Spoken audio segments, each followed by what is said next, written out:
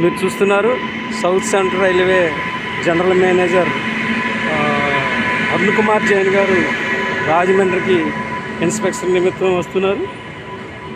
ఇది కాకినాడ నుంచి రాజమండ్రి వస్తుంది.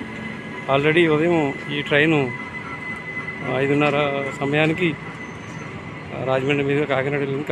కాకినాడ నల్గొండ అనపర్తి ద్వారపూడి ఇన్స్పెక్షన్ చూసుకుని ఇప్పుడు రాజమండ్రి ఇన్స్పెక్షన్కి చేస్తున్నారు. మరి రాజమండ్రిలో దిగి 2 నెంబర్ ప్లాట్ఫామ్ వస్తుంది. 2 నెంబర్ ప్లాట్ఫామ్లో భవిష్యత్తులో స్టేషన్ యొక్క రూపురేఖలు ఎలా పోతాయనే ఒక పిక్చర్ ఫోటో ఆల్బమ్లో అవి పెట్టారు.